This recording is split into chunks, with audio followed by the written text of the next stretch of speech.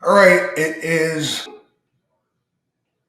Sunday, March 5th, 2023, and this is the final strategy I'm going to be using from now on, at least to win the challenge, win challenges. When you're funded, you might be a little more or less risky and find something different, but for now, this is what we're basically doing. And what this is, so step one is you need to know the direction on the 15 minute. So you zoom out here, we've obviously been breaking lows. So right now, we're really only looking for sells. What we're looking for is price to come up to an area of there's two things, right? It's an area. If you're looking for sells, it's a major supply zone on the 15 minute, and also you want to see this like resistance, right? Like see how there's all this flat line here, and vice versa for buys, right? Now I just took a trade here, so I'm going to wait for like another one to set up, another move to happen. Okay, now we're breaking highs. Let's let it break a little more out. Okay, so now we just changed our bias to buys. So we're here. Where's the first major? So I'm seeing two zones, right? Like there's something like in here. Although I'd like to see it really pull down more like around this wick. So let's just see what it does. Okay, it touched that area and it started wicking. I'm not loving this because there's a lot of unmitigated. So this big green candle up, there's a lot of unmitigated territory. So I'm gonna just if this went, I'm just gonna pass on that. I'm gonna wait for it to come down further, and that would have been a good trade. But we can keep going here. Now, where's the most liquidity at? Right, demand zone resistance right around there. Okay, so see how beautiful that is? It just wicks it out. It just this wick here on the red pretty much equaled these wicks. So as soon as it like even if it wouldn't have even had to come down that far, it could have like wicked right here, and that's also pretty much mitigated. And when it does that, you go to the 1 minute. When it comes close like that, and you're looking for Wyckoffs, we have a lower. See here, right now this red wick is the lower high that made the lower low. So we want to see it broke, and it did. I'll actually put the Wyckoff box,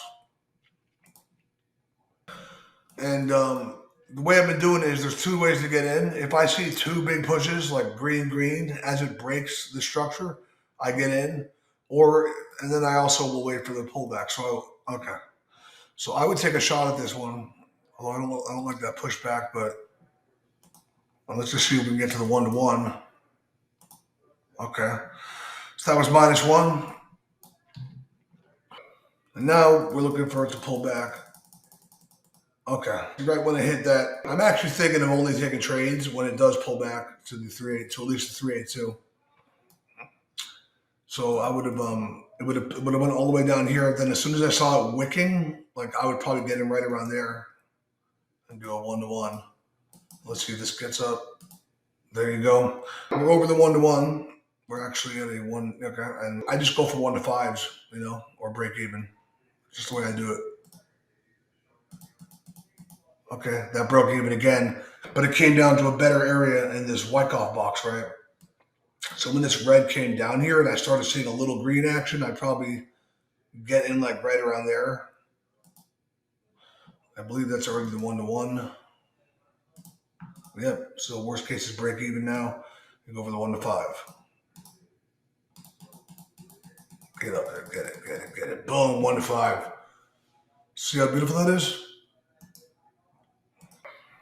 And you can take a chance sometimes and say, you know what, let's just. I would only do this when you're up already, like when you're at least 4 or 5% up, and you can just go for a Hail Mary and try to get a 1 to 10, and let's see if it happens.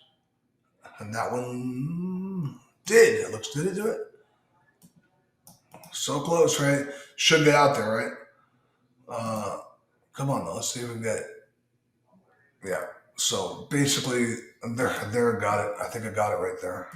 Yes, it did.